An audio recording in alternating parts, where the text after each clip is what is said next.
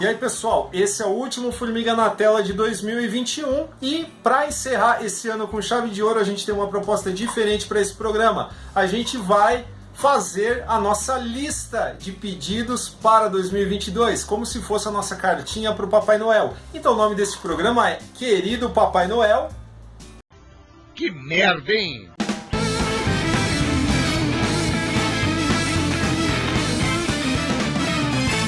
O que eu espero para 2022 aqui no âmbito de cinema, quadrinho, literatura, cultura pop em geral? Bom, são duas coisas, na verdade, que elas são bem simples.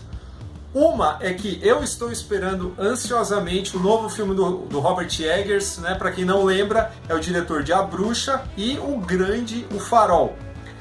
E se vocês não sabem, The Northman, que é um épico de vingança ambientado na era Viking, né? É o próximo filme do Eggers. E esse filme, curiosamente, ele ainda não tem um lançamento programado para o Brasil, pelo menos segundo o IMDb. Então, o que eu espero? Eu espero um lançamento nas telonas aqui do Brasil e mais. O que eu gostaria é que esse fosse, de fato, o melhor filme do Eggers, porque desde que ele foi anunciado, é o filme que eu quero chegar lá e ser surpreendido, é o filme que eu quero muito gostar. Então, vamos torcer aqui, eu pelo menos estou torcendo, para que este seja, pelo menos até aqui, a obra-prima do Robert Eggers. Segundo pedido, eu gostaria que nós aqui no Brasil tivéssemos mais títulos ingleses da 2000 AD, né, com um preço bacana, não precisa nem ser capa dura, pode ser capa cartonada e tal, mas como eu sou louco por esse material, eu adoraria ter mais títulos à minha disposição no catálogo nacional. Então, é isso, querido Papai Noel. Então, obedeça o papai e a mamãe e coma toda a comidinha, tá bem? Bom, pensando aí em obras, né, que podem pintar aí em 2022, pensei, né, e estava acompanhando recentemente em duas obras, né? Uma delas é o diretor argentino, né, o Damián Zifrón, não sei se todo mundo conhece ou lembra desse nome, um pouco fora do mainstream, mas de qualquer forma ele fez um filme de grandíssimo sucesso, né, em 2014, que foi o Relatos Selvagens, e desde então ele não fez mais nada, né, não fez nenhum filme, né, e ele tá para lançar agora em 2022, ele não tem data marcada exatamente, mas é o Misanthrope, né, que é uma produção, na verdade, americana, né, e ele vai dirigir esse filme, né, tá na parte de pós-produção, então eu acho que é legal ficar de olho, né, porque ele realmente tinha feito um filme excelente, né, um filme argentino excelente, uma boa dosagem de suspense, né, de comédia, né, de bastante ironia, sarcasmo, então acho que vale ficar de olho aí para ver o que ele vai lançar. E uma outra, mais uma outra ideia, seria mais uma curiosidade que ainda não tá para ser lançada em 2022, mas provavelmente é possível que recomece, né, essa ideia, né, que é, não sou a favor de remakes, né, muito menos sou a favor de remakes de um mestre, né, como por exemplo o Alfred Hitchcock, até porque a gente viu aí, né, o que o Gus Van Sant fez aí com Psicose, mas existe um projeto on hold aí, né, do David Fincher, que conhecemos bastante, né, por grandíssimos filmes, né, que ele já fez, né, um diretor que sabe realmente dosar muito bem, né, a arte da direção, né, a composição, a de mise-en-scène, enfim, então ele é um cara realmente muito bom, já fez grandes obras, outras nem tão boas, mas sempre é um diretor aí a ser respeitado. Ele tá com um projeto, né, de fazer uma refilmagem do Pacto Sinistro, né, o Strangers on a Train do Hitchcock, né, que na verdade esse projeto se chamaria Strangers somente.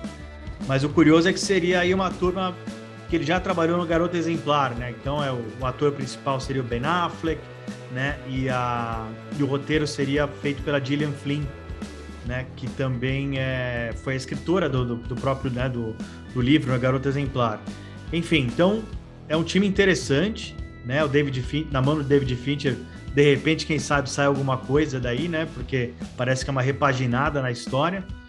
Mas não que eu crie uma grande expectativa, né, por ser um remake do Hitchcock, mas enfim, vamos aguardar, de repente pode ser algo curioso aí para sair, para dar andamento em 2022, beleza? Então fica aí, esses dois exemplos aí para 2022. Abraço.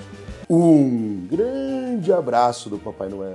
Eu não sei se o Bom Velhinho ele é fã ou não do Nicolas Winding Refn, mas eu espero que sim, porque em 2022 uma série que eu gostaria muito de ver é a Maniac Cop, a nova série aí do Nicolas Winding Refn com o Ed Brubaker, né, o roteirista Ed Brubaker. Não é a primeira parceria entre eles, né? Eles já lançaram a série Too Old to Die Young no Prime Video, que é uma série que tem coisas assim interessantíssimas.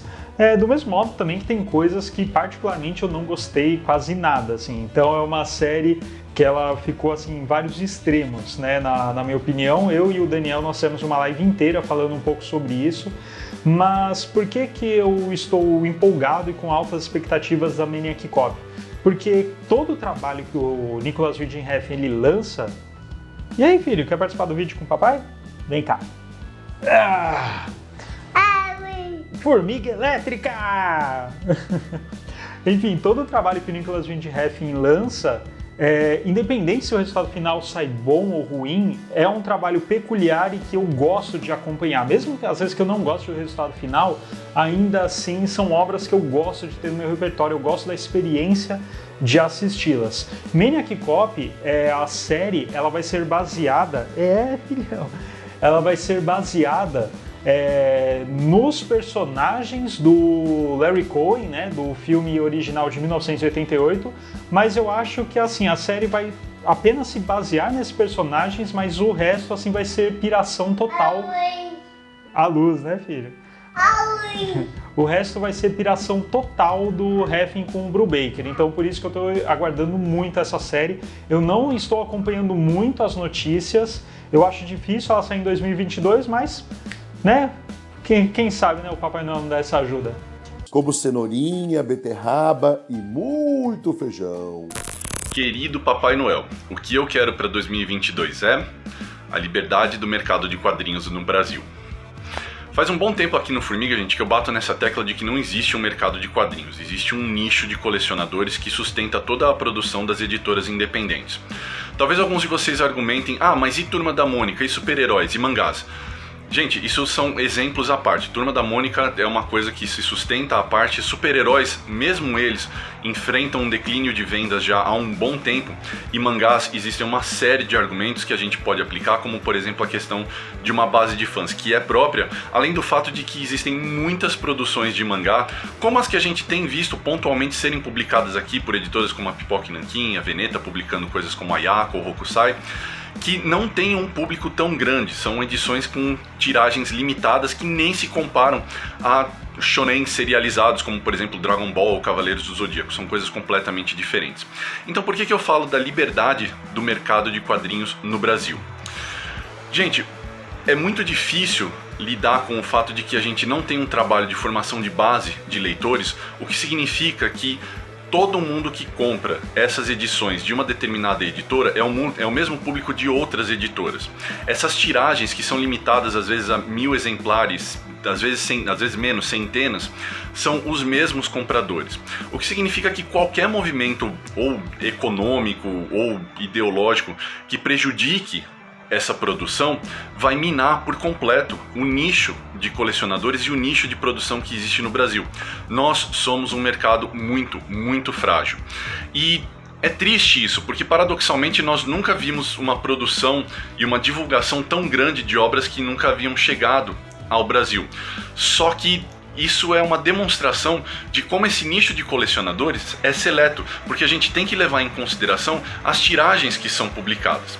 Ou seja, nós temos uma grande variedade de títulos, mas nós temos uma pouca disponibilidade de quantidade, o que nos mostra que é frágil, não dura, não é feito para perpetuar, é feito para encher estantes de determinadas pessoas que têm o aporte financeiro, às vezes capazes de comprar um encadernado que, como a gente sabe hoje, não raramente ultrapassam os 3 dígitos na hora da gente botar lá no carrinho da Amazon. E falando na própria Amazon, a gente enfrenta a dependência que muitas editoras sofrem de veículos que terceirizam o mercado, por assim dizer.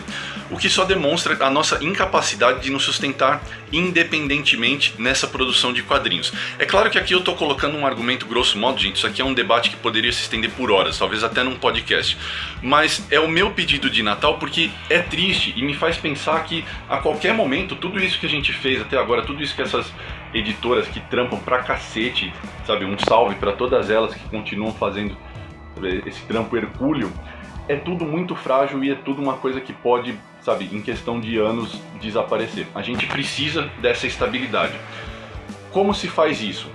Um monte de coisa, gente. Furando a bolha, sabe, como a gente vive dizendo por aqui, um monte de outros de comentadores de quadrinhos em outros canais também vivem dizendo, nós temos que furar a bolha, nós temos que desfazer essa noção geral da população de que quadrinhos são coisas para criança, porque fora da nossa bolha isso ainda existe. Eu sei que não é uma discussão mais comum entre nós que gostamos de quadrinhos, que discutimos quadrinhos, mas para o senso comum isso ainda existe. E por que que existe? Porque também não existe um trabalho de formação de base de leitores.